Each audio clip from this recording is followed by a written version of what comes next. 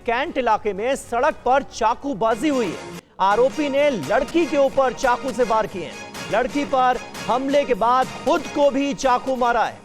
Delhi cantt के किर्बी palace इलाके में यह वारदात अंजाम दी गई है। तस्वीरें आपको हम दिखा रहे हैं। पुलिस को एक राहगीर ने इस पूरी घटना की जानकारी दी।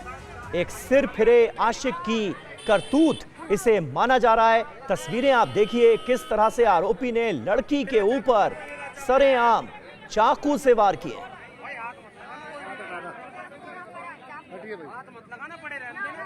तो देखिए तस्वीर आपको दिखा रहे हैं किस तरह से ये लड़का पहले लड़की से बात करने की कोशिश करता है। ऐसा लगता है इन तस्वीरों को देखकर कि दोनों के बीच कुछ विवाद हो रहा है और उसके बाद नौबत झड़प की आ जाती है और फिर लड़की पर हमला कर देता है। ये शख्स, ये लड़का लड़की के ऊपर चाकू से कई वार करता है और लड़की पर हमला करने के बाद इस शख्स ने खुद को भी चाकू मारा है। दिल्ली कैंट के किर्बी पैलेस इलाके की ये वारदात है। पुलिस को एक राहगीर ने इस घटना की जानकारी दी। दो तस्वीरें आपको दिखा रहे हैं। पहले लड़की पर चाकू से वार किया गया और फिर इस शख्स ने खुद को भी घायल किया है चाकू मारकर। जितेंद्र शर्मा हमारे संवाददाता इस वक्त हमारे साथ मौजूद हैं। जितेंद्र, ये पूरा मामला है क्या? विवाद किस बात को लेकर था? अभी दोनों की हालत कैसी है? इसे लेकर क्या जानकारी पुलिस के जरिए मिल पाई? जी बिल्कुल समीर, देखिए जो घटना है वो दिल्ली कैंट में रविवार रात तकरीबन 11 बजे की है। पुलिस को इत्तला मिली कि एक लड़का और एक लड़की ने खुद को घायल किया है। लड़के ने लड़की के गर्दन के ऊपर और इसके अलावा एब्डोमेन पर चाकू से वार किया और उसके बाद खुद को भी चाकू मारे हैं। दोनों घायल अवस्था में थे, लिहाजा जो राहगीर थे उन्होंने तुरंत इस बात की इत्तला पुलिस को दी। पुलिस मौके पर पहुंची और दोनों को दीनदयाल उपाध्याय अस्पताल में भर्ती करवाया गया है। उम्मीद है कि जैसे ही दोनों होश में आएंगे उनके बयान दर्ज किए जाएंगे, वजह जानने की कोशिश की जाएगी। हालांकि एक सीसीटीवी फुटेज भी सामने आया है जिसमें दिन के वक्त दोनों झगड़ा करते हुए उसी में साफ तौर पर दिखाई दे रहे हैं सड़क के ऊपर और उसके बाद देर शाम लड़के ने इस वारदात को अंजाम दिया है। हालांकि तफ्तीश के दौरान जो शुरुआती तफ्तीश हुई उसमें पता चला कि लड़का और लड़की दोनों को कई महीनों से जानते हैं, दोनों को अक्सर साथ देखा गया है, लेकिन झगड़ा किस बात पर हुआ ये अभी भी पुलिस के लिए एक सवाल बना हुआ है, जिसको लेकर पुलिस को उम्मीद है कि जैसे ही होश में आएंगे उनके बयान दर्ज किए जाएंगे और इस बात का जो वजह थी वो वजह का खुलासा हो पाएगा। जी शुक्रिया जितेंद्र इस जानकारी के लिए। पति ने पत्नी की बेरहमी से हत्या कर दी। पत्नी के सिर पर हथौड़ा मारकर हत्या की गई है।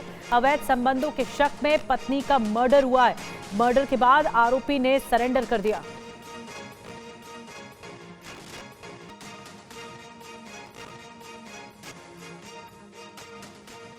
चार अप्रैल 2025 को कंट्रोल 112 द्वारा सूचना मिली कि सेक्टर 15 में एक महिला की हत्या कर दी गई है। इस सूचना पर तत्काल पुलिस मौके पहुंची। मैं और अधिकारी भी मौके पर गए। मौके पे जो C-154 मकान नंबर है उसमें जाने पर पता चला कि नूरुल्लाह हैदर नामक व्यक्ति ने अपनी पत्नी आसमा की अवैध संबंधों के शक में हत्या कर दी गई है। इस संबंध में थाना फेज 1 में मुकदमा पंजीकृत किया गया है। अभियुक्त को हिरासत में लिया गया है। 100 का पंचायतनामा भरकर आवश्यक विधिक कार्रवाई की जा रही है। किसी तरह की कोई कानून व्यवस्था संबंधी समस्या नहीं है। विधिक कार्रवाई की जा रही है। तो आप देखिए ये खबर बता रही है कि कैसे नोएडा में बेरहमी की हद पार हुई है। आखिर पूरा मामला क्या है इसको आप फटाफट समझिए। ये जानकारी आ रही कि लंबे समय से पत्नी पर अवैध संबंध का पति को शक था। फोन पर देर तक बातों से ये शक और ज्यादा गहरा गया। आरोपी नूरुल्लाह ने मर्डर का पूरा प्लान बनाया। आसमा कमरे में अकेली सो रही थी। नूरुल्लाह ने आसमा पर हमला किया। आसमा के सिर पर हथौड़े से कई बार हमला किया गया। हथौड़े के वार से आसमा की मौके पर ही मौत हो गई।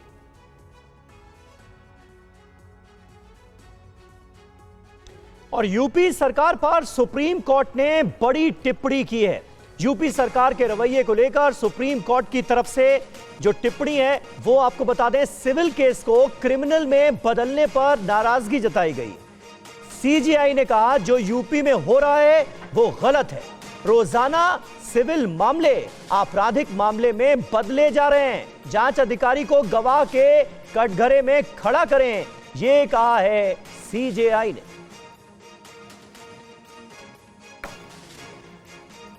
और यूपी सरकार पर सुप्रीम कोर्ट की सख्त टिप्पणी आ गई है। आपको बताते हैं क्या कुछ कहा गया है। यूपी में जो कुछ हो रहा है वो सब गलत है। सिविल को आपराधिक मामलों में बदला जा रहा है। सिर्फ पैसे न देने को अपराध नहीं बना सकते। जांच अधिकारी को गवाह के कटघरे में बुलाइए, कटघरे में खड़े होकर अपराध का मामला बनाने दें। हम निर्देश देते हैं, उसे सबक सीखने दें। ये चार्जशीट दाखिल करने का तरीका नहीं है। ये अजीब है कि यूपी में ऐसा हर रोज हो रहा है। वकील भूल गए हैं कि सिविल अधिकार क्षेत्र भी है। सीजीआई ने कहा है कि मैं पुलिस उप महानिदेशक से भी इस मामले में पहल करने के लिए कहूंगा। ये गलत है। हम इस मामले को पास ओवर कर रहे हैं, लेकिन अब जो भी मामला यूपी में आएगा हम पुलिस पर जुर्माना लगाएंगे। पीठ ने फिलहाल मामले को पास ओवर कर दिया है। सीजीआई ने कहा है कि शरीफ और अन्य बनाम यूपी के मामले में फैसले के विपरीत समन आदेश या फिर आरोप पत्र दाखिल किया गया है। हम यूपी के डीजीपी और पुलिस स्टेशन के आईओ से फैसले में दिए गए निर्देशों के अनुपालन में हलफनामा दाखिल करने की अपेक्षा करते हैं। आईईओ को पेश होने दें और बयान दर्ज कराएं। हलफनामा 2 हफ्ते के भीतर दाखिल किया जा सकता है, ये कहा सुप्रीम कोर्ट ने। और टीसी में अभी सभी आरोपियों के खिलाफ कार्रवाई स्थगित रहेगी। हम स्पष्ट करते हैं कि धारा 138 एनआईए के तहत कार्रवाई जारी रहेगी। 5 मई 2025 से शुरू होने वाले हफ्ते में फिर से सूचीबद्ध, फिर से इसे लिस्ट करें। तो ये सुप्रीम कोर्ट ने सख्त टिप्पणी की है। और पीयूष पांडे और ज्यादा जानकारी के साथ हमारे साथ जुड़ गए हैं। पीयूष, एक तरह से फटकारा है सुप्रीम कोर्ट ने इस मामले पर वकीलों को।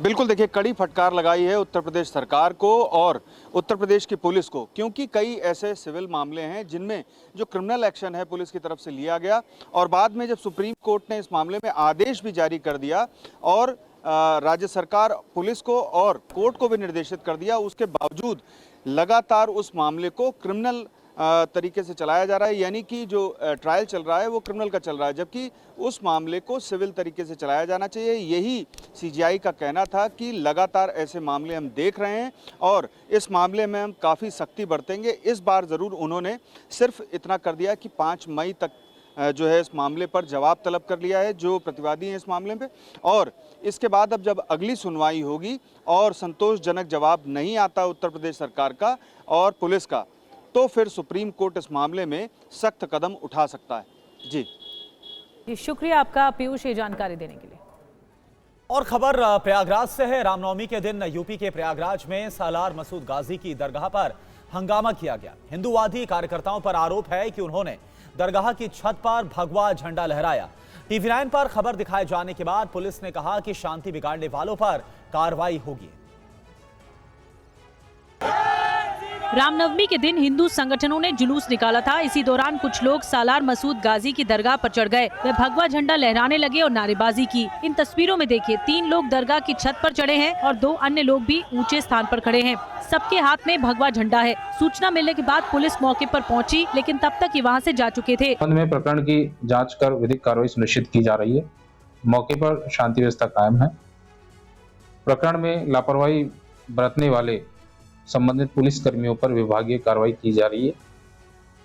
यह पुनः स्पष्ट किया जाता है कि कहीं भी शांति व्यवस्था में विघ्न डालने वाले अराजक तत्वों पर कठोर कार्रवाई सुनिश्चित की जाएगी। सालार मसूद गाजी की दरगाह प्रयागराज शहर से 40 किलोमीटर दूर सिकंदर इलाके में बनी है। कल शाम करीब 4 बजे कुछ लोग पहुंचे और हंगामा किया। ये लोग सालार गाजी को आक्रांत बताते हुए दरगाह का विरोध कर रहे थे। इन लोगों ने मसूद गाजी की दरगाह ध्वस्त करने की मांग की। और इस बीच दरगाह पर झंडा फहराने वाला मनेंद्र सिंह क्या कह रहा है आपको बताते हैं। दरगाह में धर्मगुरुओं की समाधि है, धर्मगुरुओं की समाधि सुरक्षित हो, आक्रांताओं के निशान मंजूर नहीं है।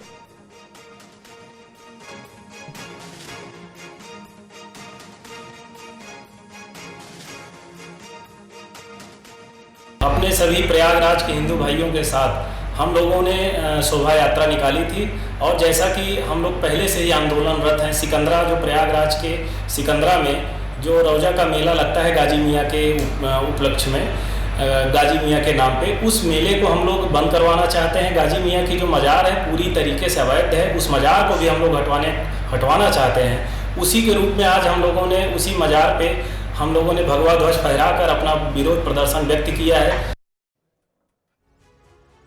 और दरगाह पर भगवा झंडा फहराने पर सियासत भी गर्मा गई है। कांग्रेस ने इसे सांप्रदायिक माहौल बिगाड़ने की साजिश बताया है, तो बीजेपी ने कहा है कि कुछ राजनीतिक दलों को सालार गाजी से सहानुभूति है। ऐसे कोई भी विदेशी आक्रांता, चाहे वो मुगलिया आक्रांता रहे हों या ब्रिटिश आक्रांता रहे हों, उनके प्रति मन में सहानुभूति तो किसी स्तर पर नहीं हो सकती है। लेकिन दुर्भाग्यपूर्ण यह है कि कुछ राजनीतिक दल उनके प्रति सहानुभूति रखते हैं और उसकी प्रतिक्रिया में ही कुछ लोग बहुत अतिवादिता दिखाते हैं। कानून हाथ में लेने की इजाजत किसी को नहीं हो सकती है।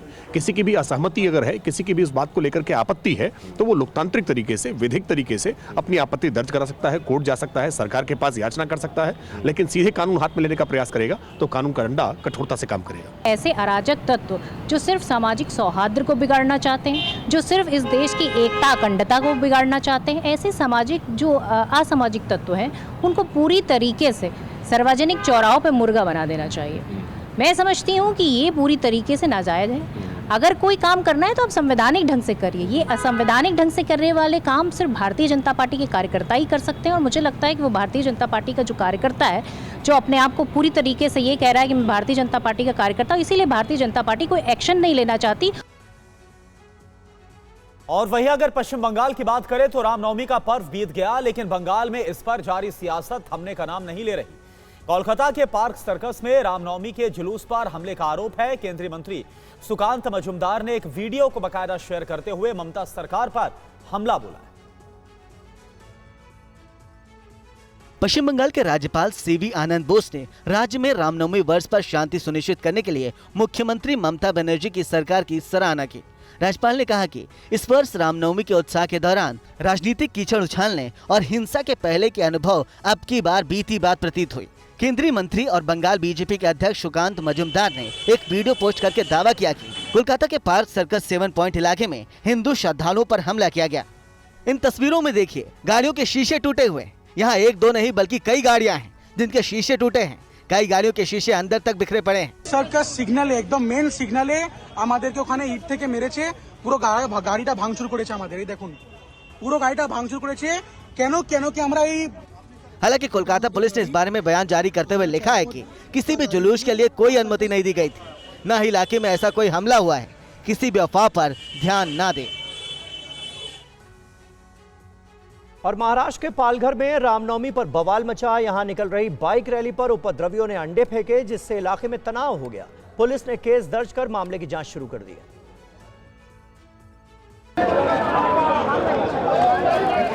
वीडियो महाराष्ट्र के पालघर का है, जहां पर अज्ञात लोगों पर रामनवमी के मौके पर निकाली गई बाइक रैली पर अंडे फेंकने का आरोप लगा है। सूचना मिलने पर पहुंची पुलिस ने हालात पर काबू कर लिया है। अज्ञात लोगों के खिलाफ शरारत और धार्मिक भावनाओं को ठेस पहुंचाने के आरोप की धाराओं में केस दर्ज किया गया है। पुलिस ने पूछताछ के लिए एक शख्स को पकड़ा है। हालात को देखते हुए इलाके में बड़ी संख्या में पुलिस बल को तैनात किया गया है।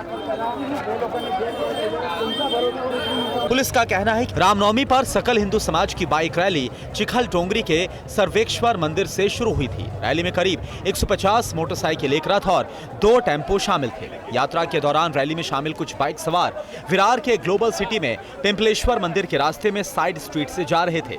तभी अचानक उन पर एक इमारत से अंडे फेंके गए। इसके बाद इलाके में माहौल तनावपूर्ण हो गया। प्रशासन के मुताबिक इलाके में हालात काबू में है। स्थानीय लोगों से भी शांति बनाए रखने की अपील की गई है। महाराष्ट्र के बीजेपी नेता किरीट सोमैया को खुलेआम धमकी मिली है। किरीट सोमैया की ओर से इसके खिलाफ पुलिस में शिकायत दर्ज करवाई गई है। रिपोर्ट आप देखिए। बीजेपी के पूर्व सांसद किरीट सोमैया को धमकाने वाले शख्स का नाम यूसुफ उमर अंसारी है, जो हजरत ख्वाजा गरीब नवाज फाउंडेशन का सचिव है। यूसुफ अंसारी ने सोशल मीडिया पर वीडियो पोस्ट करते हुए कहा कि 8 अप्रैल को मैं खुद इसके घर पर आऊंगा। तो 8 तारीख को मैं खुद भी इसके घर पे जाऊंगा। आपसे रिक्वेस्ट है कि जहाँ भी रहता है इसका घर का पता निकाल के हम इसके घर पे आएंगे और जो हमको करना है धरना मोर्चा प्रदर्शन करेंगे, या तो इसका कॉलर पकड़ के बाहर निकालेंगे। और गवंडी शिवाजी नगर मुसलमानों से गुजारिश है, कोई भी मस्जिद के पास पुलिस आती है लाउड स्पीकर निकालने, आवाज स्लो करने बोलने या कोई भी चीज बोलती है तो ये मेरा कॉन्टैक्ट नंबर है, मेरे को फोन करो। इस वक्त मैं बॉम्बे में नहीं, बाहर हूँ। किरीट सोमैया ने मुंबई के गोवंडी में 72 मस्जिदों पर अवैध लाउड स्पीकर लगाने के खिलाफ पुलिस में शिकायत दर्ज कराई है। सोमैया का दावा है कि ये लाउड स्पीकर बिना अनुमति के चलाए जा रहे हैं, जो ध्वनि नियंत्रण नियमों का उल्लंघन है। किरीट सोमैया को इसी के बदले धमकी दिए जाने का आरोप है। और आगरा के शाहजहां गार्डन का नाम बदलने की मांग की गई है। यूपी सरकार की कैबिनेट मंत्री बेबी रानी मौर्य ने इसे लेकर सीएम योगी को चिट्ठी लिखी। यूपी की महिला कल्याण और बाल विकास मंत्री बेबी रानी मौर्य ने आगरा के मशहूर शाहजहां गार्डन का नाम बदलने की मांग की है। उन्होंने इसका नाम रानी अहिल्याबाई होलकर के नाम पर रखने की मांग की है। मौर्य ने इससे पहले मुख्यमंत्री योगी आदित्यनाथ को खत लिखा है। उनके मुताबिक रानी अहिल्याबाई होलकर ने महिला सशक्तिकरण के लिए कई अहम काम किए हैं।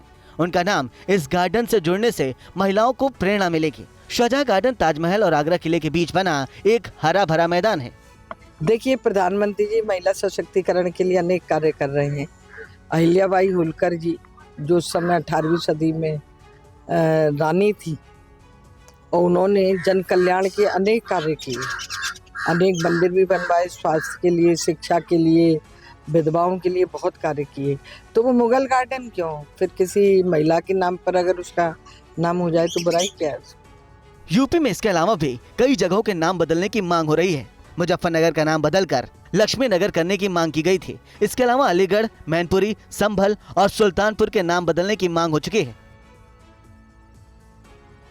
आरएसएस प्रमुख मोहन भागवत ने कहा है कि संघ की शाखा में सभी भारतीयों का स्वागत है।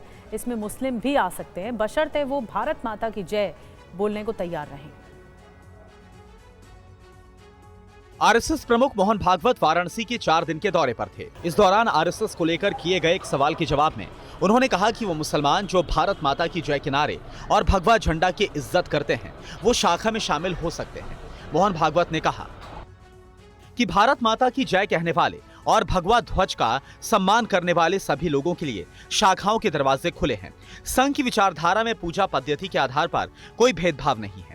आरएसएस प्रमुख मोहन भागवत से कल सुबह एक सत्र के दौरान एक स्वयंसेवक ने सवाल किया था और पूछा कि क्या वो अपने पड़ोसियों जो मुस्लिम हैं उनको शाखाओं में ला सकते हैं। इसी सवाल के जवाब में भागवत ने कहा था कि संघ की शाखाओं में भारत के सभी पंथ, समुदाय और जातियों के लोगों का स्वागत है। आरएसएस प्रमुख ने यह भी कहा कि जो लोग अखंड भारत को अव्यवहारिक मानते हैं, उन्हें सिंध प्रांत की दुर्दशा देखनी चाहिए। उन्होंने कहा कि भारत से कटे हुए हिस्से आज दुर्दशा का सामना कर रहे हैं, इसलिए अखंड भारत व्यवहारिक है। इधर वक्फ बोर्ड संशोधन कानून पर जम्मू कश्मीर विधानसभा में आज जोरदार हंगामा हुआ। नेशनल कॉन्फ्रेंस और बीजेपी विधायकों में नोकझोंक भी हुई है।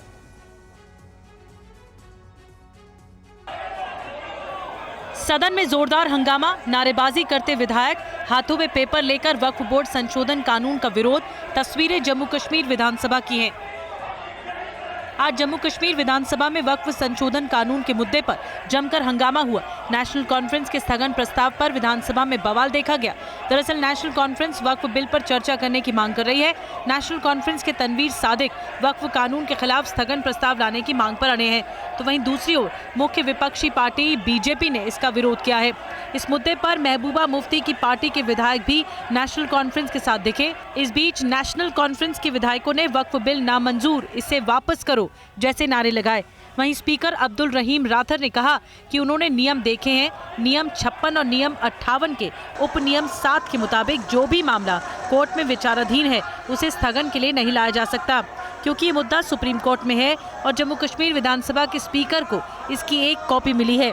ऐसे में नियम स्पष्ट रूप से कहता है कि हम स्थगन प्रस्ताव के माध्यम से चर्चा नहीं कर सकते। और वक्फ कानून को चुनौती देने वाली याचिकाओं पर जल्द सुनवाई की मांग की गई है। इस पर सीजेआई ने कहा है कि दोपहर बाद मेंशनिंग पर विचार करेंगे। वक्फ बोर्ड संशोधन कानून के खिलाफ सुप्रीम कोर्ट में अभी तक 10 याचिकाएं दायर की गई हैं। सभी याचिकाओं में एक ही बात कही गई है कि ये मुसलमानों की धार्मिक स्वतंत्रता को छीनने की एक साजिश है। इन याचिकाओं में इस कानून को असंवैधानिक घोषित करने की मांग की गई है। याचिकाकर्ताओं ने दायर अर्जियों में सुप्रीम कोर्ट से जल्द सुनवाई की मांग की है। इस बीच इंडियन यूनियन मुस्लिम लीग की ओर से मामले को सीजेआई संजीव खन्ना की बेंच के सामने मेंशन किया गया है। इस पर सीजेआई ने कहा कि हम दोपहर बाद आपकी मेंशनिंग पर विचार करेंगे। ये देखेंगे कि मामले पर कब सुनवाई की जा सकती है। वहीं जमीयत उलेमाए हिंद के अध्यक्ष मौलाना अरशद मदनी ने कहा कि उन्हें इस मुद्दे पर सुप्रीम कोर्ट से इंसाफ जरूर मिलेगा। हिंदुस्तान के दस्तूर ने हमें अपने मजहब के अंदर आज़ादी दी है। ये एक बदकिस्मती की बात है कि मुल्क का वो सेकुलर दस्तूर जिसके अंदर हर अक़लियत को और ख़ास तौर पर मुस्लिम अक़लियत को अपने मजहब के साथ ज़िंदा रहने का हक़ दिया गया है, उस हक़ को मौजूदा गवर्नमेंट छीन रही है। आगे बढ़ते हैं। राहुल गांधी बिहार के बेगूसराय में एनएसयूआई की पलायन रोको नौकरी 2 यात्रा में शामिल हुए। इस यात्रा की अगुवाई कन्हैया कुमार कर रहे हैं। लोकसभा में नेता प्रतिपक्ष और कांग्रेस सांसद राहुल गांधी का बिहार पहुंचने पर जोरदार स्वागत किया गया। राहुल बेगूसराय में एनएसयूआई की पलायन रोको नौकरी 2 यात्रा में शामिल हुए। एनएसयूआई के राष्ट्रीय प्रभारी कन्हैया कुमार ने बेगूसराय में इस यात्रा का आयोजन किया है। राहुल गांधी के साथ हजारों कांग्रेस नेता, कार्यकर्ता और समर्थक पदयात्रा में शामिल हुए। समर्थकों ने राहुल गांधी पर फूलों की बारिश की। पदयात्रा में शामिल ज्यादातर लोग सफेद टी शर्ट पहने हुए हैं। राहुल गांधी जनवरी के बाद तीसरी बार बिहार दौरे पर आए हैं। इससे पहले वे 18 जनवरी और 4 फरवरी को बिहार का दौरा कर चुके हैं। राहुल के दौरे से कांग्रेस में जोश भरने की उम्मीद है। बिहार में इसी साल विधानसभा चुनाव होने जा रहे हैं। इसी को लेकर कांग्रेस भी अपनी सियासी जमीन मजबूत करने की कोशिशों में जुटी है। पार्टी की मुहिम को लेकर कांग्रेस नेता राहुल गांधी भी सक्रिय दिख रहे हैं। बिहार के कांग्रेस नेताओं के साथ हाल में हुई बैठकों के बाद से राहुल गांधी की इस यात्रा को सियासी नजरिए से काफी अहम माना जा रहा है। और देखिए, राहुल गांधी की इस पदयात्रा में शामिल होने को लेकर बिहार में सियासत भी जमकर हो रही है। केंद्रीय मंत्री गिरिराज सिंह ने कहा कि उनके आने से कोई फर्क नहीं पड़ेगा, तो वहीं आरजेडी की तरफ से कहना है कि एनडीए राहुल गांधी और तेजस्वी यादव की जोड़ी से डरा हुआ है। देखिए आप। कभी यूपी से केरल, केरल से यूपी, बिहार में उनके आने से कोई असर नहीं पड़ने वाला है। बिहार में वो आवे, घूमे, भरम फैलावे। नीतीश कुमार और मोदी की सरकार है। बेगूसराय में कल भी मैं कहा, आज भी कह रहा हूँ, उनके पिताजी 85 में कह के गए थे कि पेट्रोकेमिकल्स बनाएंगे। 2 बार एमपी बने, कभी नहीं बनाए। विरोधियों को पेट में दर्द क्यों हो रहा है? श्री राहुल गांधी जी, श्री तेजस्वी यादव जी की जोड़ी से पूरा एनडीए का कुनबा घबराया हुआ है। और बीजेपी के लोग कह रहे हैं कि कांग्रेस पार्टी बैसाखी पर है। नैतिक बल नहीं है बीजेपी को किसी पार्टी के बारे में कि दूसरे के बैसाखी पर है। बीजेपी जो खुद ही एक अचेता अवस्था में पड़े मुख्यमंत्री आदरणीय नीतीश कुमार जी के बैसाखी पर वर्षों से है। और राम मंदिर के बाद अब सीता मंदिर की बारी है। बिहार में क्या बीजेपी इसे चुनावी मुद्दा बनाएगी? देखिए पूरी खबर क्या है। अयोध्या के राम मंदिर की चर्चा पूरे विश्व में हो रही है। लाखों श्रद्धालुओं की भीड़ ने राम मंदिर को आस्था का बड़ा केंद्र बना दिया है। कई चुनावों में भी बीजेपी को राम मंदिर का फायदा मिला। अब बिहार में भी जाति चक्रव्यूह को तोड़ने के लिए बीजेपी ने नई रणनीति बनाई है। माता सीता के भव्य मंदिर के सहारे बीजेपी जाति जनगणना साधना चाहती है। वक्फ कानून से भी ध्रुवीकरण का माहौल बना है। बीजेपी अपने घोषणा पत्र में सीता माता मंदिर के निर्माण का मुद्दा लाएगी। बीजेपी बिहार विधानसभा चुनाव में सीतामढ़ी के भव्य सीता माता मंदिर बनवाने का वादा घोषणा पत्र में करेगी।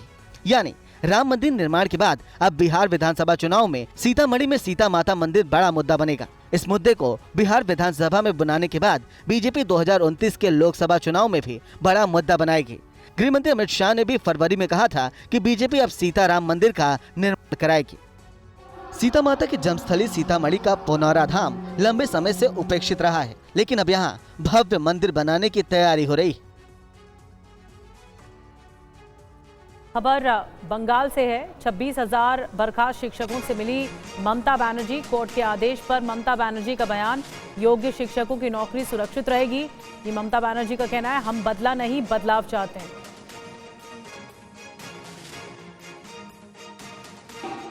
আমি আমার জীবনে জেনে শুনে কোনো পানিশমেন্ট কাউকে দিইনি এবং মনে রাখবেন জেনে শুনে কারো চাকরি খাইনি।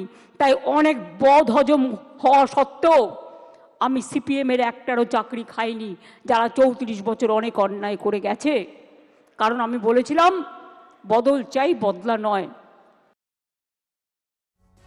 तस्वीरें कोलकाता के नेताजी इंडोर स्टेडियम की हैं, जहां हजारों की संख्या में शिक्षक मुख्यमंत्री ममता बनर्जी के साथ मीटिंग के लिए पहुंचे थे। सीएम ममता बनर्जी ने इन शिक्षकों के साथ बातचीत की। दरअसल पश्चिम बंगाल में 26,000 शिक्षकों और कर्मचारियों की नियुक्ति रद्द किए जाने के फैसले का असर राज्य की शिक्षा व्यवस्था पर साफ दिख रहा है। बंगाल के स्कूलों में शुक्रवार को ही अव्यवस्था फैल गई। लगभग 26,000 शिक्षकों और कर्मचारियों ने ड्यूटी पर आना बंद कर दिया। सुप्रीम कोर्ट भी हमको अनटेंडेड बताया, फिर भी चाकरी चला गया इंस्टीट्यूशनल फ्रॉड के कारण। ठीक है, हमारा बात है, हम कहना चाहता हूँ कि जो ये इंस्टीट्यूशन में जो फ्रॉड किया है आप उसको जेल में भरिए, हम लोगों की सजा दे रहे हो। ठीक है, हमको तो लीगल है, हम एग्जाम दिए हैं, पास किए हैं, हम इंटरव्यू दिए, उसके बाद मेरिट लिस्ट आए हैं। ठीक है, हम भर्ती हुए। आपको बता दें कि सुप्रीम कोर्ट का फैसला कलकत्ता हाई कोर्ट के आदेश पर शुरू की गई सीबीआई और प्रवर्तन निदेशालय द्वारा लंबी जांच के बाद आया। ये सभी नियुक्तियां 2016 में हुई थी। नियुक्ति में भ्रष्टाचार के आरोप हैं। और चलिए अब आपको दिखाते हैं कि सीएम ममता से बेरोजगार शिक्षकों की मुलाकात के दौरान की एक अलग तस्वीर। ये देखिए आपके सामने सीएम ममता बनर्जी से मुलाकात के दौरान बेरोजगार शिक्षक काफी भावुक नजर आए। दरअसल आपको बता दें कि कलकत्ता हाईकोर्ट की तरफ से जो शिक्षक भर्ती प्रक्रिया साल 2016 की थी, जो फैसला दिया गया था उसी को बरकरार रखते हुए पूरी तरह से इसे रद्द कर दिया गया और इसकी जो गाज है 25,000 शिक्षकों पर गिरी। और ये देखिए वो शिक्षक जो कि इसकी वजह से प्रभावित हुए हैं, उन्होंने ममता बनर्जी से मुलाकात की और काफी भावुक नजर आए। खबर हैदराबाद से हैवानियत का एक ऐसा सनसनीखेज वीडियो सामने आया जिसे देखकर किसी की भी रूह कांप जाएगी। आप रिपोर्ट देखिए। सीसीटीवी फुटेज में देखा जा सकता है कि एक सड़क किनारे एक शख्स मोटरसाइकिल लगाकर खड़ा है, वहीं दूसरी तरफ से एक महिला आती है। महिला को देखते ही ये शख्स उस पर हमला कर देता है। महिला सड़क किनारे गिर जाती है और फिर ये शख्स लगातार बड़े पत्थर से महिला पर हमला करता दिखाई दे रहा है। हमला तब तक करता है जब तक उसे ये नहीं लगता कि महिला मर चुकी है, फिर बाइक से फरार हो जाता है। सीसीटीवी फुटेज सामने आने के बाद पुलिस ने मामले की जांच शुरू की। जांच के बाद जो बातें सामने आई हैं वो और भी चौंकाने वाली हैं। दरअसल जो शख्स महिला पर यह जानलेवा हमला कर रहा है वो उसका पति है। महिला गर्भवती है, लेकिन इस हैवान पति को तब भी कोई तरस नहीं आया। महिला की हालत काफी गंभीर है, जिसका अस्पताल में इलाज चल रहा है। वहीं पुलिस ने हैवान पति को गिरफ्तार कर लिया है, जिससे पुलिस पूछताछ कर रही है। शुरुआती जांच में पता चला है कि पति का पत्नी से अक्सर लड़ाई होती थी। लड़ाई झगड़े की वजह से पति ने पत्नी की हत्या करने का प्लान बनाया था। शख्स को इस बात का अंदाजा नहीं था कि जहां वो वारदात को अंजाम दे रहा है वहां सीसीटीवी लगा हुआ है। और राजस्थान के अलवर में आपसी रंजिश के चलते दो पक्षों के बीच हिंसक संघर्ष हुआ। लोगों ने एक दूसरे पर पत्थर फेंके और लाठियां चलाईं। एक पक्ष की ओर से फायरिंग भी की गई। तस्वीरों में देखा जा सकता है कैसे दो पक्ष के लोग आपस में लाठियां बरसा रहे हैं, पत्थर फेंक रहे हैं, एक दूसरे पर हमले कर रहे हैं। बात इतनी बिगड़ गई कि एक पक्ष ने दूसरे पक्ष पर फायरिंग की घटना को अंजाम दे दिया। फायरिंग में 10 लोगों को छर्रे लगे, एक की हालत गंभीर बनी हुई है। विवाद गोविंदगढ़ इलाके के फारी गांव का है। रविवार शाम को दोनों पक्षों में मारपीट हुई। घटना को लेकर ग्रामीणों का कहना है कि कुछ दिनों से गांव के ही साबादीन और जुबैर में विवाद चल रहा था। जुबैर पक्ष का कहना है कि साहबदीन ने अपने खेत से गांव को उनके खेतों में भगा दिया। गुस्से में साहबदीन से खेतों में जाते समय जुबैर और जाहुल, तारीफ और फखरू ने मारपीट की। वहीं इस घटना पर पुलिस की तरफ से कहा गया कि मामले की जांच की जा रही है। वीडियो के आधार पर आरोपियों की पहचान की जा रही है। दोषियों के खिलाफ सख्त कार्रवाई की जाएगी। वहीं घायल आरोपी को पुलिस ने सामुदायिक स्वास्थ्य केंद्र में भर्ती कराया, जहां से उसे अलवर रेफर कर दिया गया है। और अब खबर अग्निकांड की। अलग अलग जगहों पर आगजनी से फसलों को काफी नुकसान पहुंचा है। देखिए रिपोर्ट। तस्वीरों से ही अंदाजा लगाया जा सकता है कि आग कितनी भीषण थी। आग लगने के बाद पूरे इलाके में चीख पुकार मच गई। किसानों की मेहनत पर पानी फिर गया। आग की लपटों में 120 बीघा गेहूं की फसल जलकर राख हो गई। पूरा मामला पीलीभीत के पूरनपुर तहसील के सुआबोज गांव का है, जहां एकाएक गेहूं की फसल में आग लग गई। आग को लगातार बढ़ते देख ग्रामीणों में हड़कंप मच गया। ग्रामीणों ने फौरन पूरे मामले की सूचना पुलिस को दी, लेकिन तब तक काफी देर हो चुकी थी। आग ने विकराल रूप धारण कर लिया। वहीं उत्तर प्रदेश के लखीमपुर खीरी के जंगलों में भीषण आग लग गई। दुधवा पार्क में लगी इस आग पर काबू करने का प्रयास अभी भी जारी है। जंगल में आग लगने से वन संपदा को भयंकर नुकसान की आशंका जताई जा रही है। वहीं मध्य प्रदेश के शिवपुरी से एक हैरान करने वाली तस्वीर सामने आई है। यहां आग बुझाने के दौरान फायर ब्रिगेड की गाड़ी में ही आग लग गई। चंद सेकंड में गाड़ी जलकर खाक हो गई। दरअसल खेत में आग लग गई थी। गेहूं की फसल इसकी चपेट में आ गई। आग बुझाने के लिए फायर ब्रिगेड की टीम खेत पर पहुंची थी।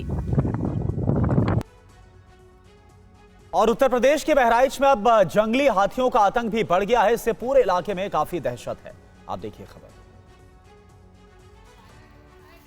बहराइच में भेड़िए का आतंक खत्म होने के बाद अब जंगली हाथी जमकर उत्पात मचा रहा है। तस्वीरों में देखा जा सकता है कि कैसे जंगली हाथी रिहायशी इलाके तक आ पहुंचा। दरअसल करतनिया घाट वन्य जीव प्रभाग में हाथियों का उत्पात कम होने का नाम नहीं ले रहा। कल एक हाथी करतनिया घाट एंट्री गेट पर पहुंचा और लगभग आधे घंटे तक डटा रहा। इस दौरान हाथी ने बाइक सवारों पर हमले का प्रयास भी किया। मौके पर मौजूद वन कर्मियों और पर्यटकों ने हाथी को भागकर शांत किया। इस घटना में दोनों बाइक सवार बाल बाल बच गए। इससे पूरे इलाके में दहशत का माहौल है। हाथियों के आतंक को देखते हुए वन कर्मियों को तैनात कर दिया गया है। साथ ही राहगीरों को सतर्कता के साथ यात्रा करने के लिए जागरूक किया जा रहा है। वन विभाग की तरफ से पूरे इलाके में निगरानी बढ़ा दी गई है। आपको बता दें कि पिछले साल बहराइच में जंगली भेड़िए ने जमकर उत्पात मचाया था। कई लोगों को भेड़िए ने अपना शिकार भी बनाया था और अब इसी इलाके में जंगली हाथियों की वजह से लोग डरे हुए हैं। और तापमान बढ़ने के साथ ही न सिर्फ इंसानों की परेशानी बढ़ गई है, बल्कि बेजुबान भी बेहाल नजर आ रहे हैं। तस्वीरें उत्तर प्रदेश की राजधानी लखनऊ की हैं, जहां चिड़ियाघर में जानवरों के लिए खास इंतजाम किए गए हैं। जू प्रबंधन ने गर्मी से बचाव के लिए शेर के बाड़े में स्विमिंग पूल बनाए हैं, जबकि कूलर की व्यवस्था की गई है। इसके अलावा दूसरे जानवरों को भी गर्मी से राहत देने के लिए कई उपाय अपनाए जा रहे हैं। पक्षियों के लिए भी विशेष प्रबंधन किए गए हैं। यहाँ शेर, बाघ, तेंदुआ और दूसरे मांसाहारी जानवरों के लिए बाड़ों में बड़े बड़े कूलर लगाए गए हैं, ताकि वो भीषण गर्मी से राहत पा सके। वहीं भालुओं के लिए आइसक्रीम और ठंडे फल, हाथियों के लिए बड़े तालाब में स्नान की सुविधा भी उपलब्ध कराई जा रही है। कई एकड़ में फैली लखनऊ का ये चिड़ियाघर राजधानी के प्रमुख पर्यटन स्थलों में से एक है। यहाँ 1200 से अधिक प्रजाति के पशु पक्षी संरक्षित है, जिन्हें देखने के लिए रोजाना हजारों लोग आते हैं। गर्मी में जानवरों की देखभाल को प्राथमिकता दी जा रही है, ताकि वो स्वस्थ और सुरक्षित रह सके। इस साल भीषण गर्मी की आशंका को देखते हुए चिड़ियाघर में ठंडे पानी के फुहारे, छांव वाले बाड़े और पर्याप्त मात्रा में पीने के पानी की व्यवस्था की गई है। और डोनाल्ड ट्रंप को इन दिनों अमेरिका में अपने नागरिकों का कड़ा विरोध झेलना पड़ रहा है। हजारों की संख्या में अमेरिकी नागरिकों ने अमेरिका के अलग अलग शहरों में ट्रंप प्रशासन के खिलाफ रैलियां निकाली। अमेरिका में इन रैलियों का मकसद टैरिफ, कर्मचारियों की छटनी, अर्थव्यवस्था की मौजूदा स्थिति और मानवाधिकार समेत कई मुद्दों पर अपना विरोध जताने का था। ये प्रदर्शनकारी ट्रंप सरकार के कई आदेशों के खिलाफ भी सड़कों पर उतरे, अपना विरोध दर्ज कराया। ट्रंप की नीतियों का विरोध करने वाले प्रदर्शनकारियों ने सरकारी कर्मचारी में कटौती से लेकर व्यापार शुल्क और नागरिक स्वतंत्रता के हनन के मुद्दे पर अपना आक्रोश जाहिर किया। Washington, New York, Houston, Florida, Colorado और लॉस एंजलिस समेत कई शहरों में रैली निकाली गई। इन प्रदर्शन का नाम हैंड्स ऑफ रखा गया था। आपको बता दें कि डोनाल्ड ट्रंप कुछ दिन पहले ही भारत समेत दुनिया के कई देशों पर टैरिफ लगाने का ऐलान किया था। ट्रंप ने भारत पर भी 26% टैरिफ लगाने की घोषणा की थी। भारत के अलावा और जिन देशों पर टैरिफ लगाया गया उनमें चीन, मलेशिया, कनाडा, वियतनाम जैसे देश शामिल हैं, जिसका खुद अमेरिका में जमकर विरोध हो रहा है। ट्रंप के इस फैसले से न सिर्फ अमेरिका में मंदी आने के आसार हैं, बल्कि पूरी दुनिया के बाजारों का डर का माहौल दिख रहा है। और गोरखपुर से बड़ी खबर है। गोरखपुर में तिवारी हाता पर ईडी का छापा पड़ा है। एसपी नेता विनय शंकर तिवारी के घर ईडी की रेड हुई है। गोरखपुर, लखनऊ समेत 8 ठिकानों पर ईडी की रेड चल रही है। 754 करोड़ रुपए हड़पने के मामले में ये बड़ी कार्रवाई ईडी की तरफ से हो रही है।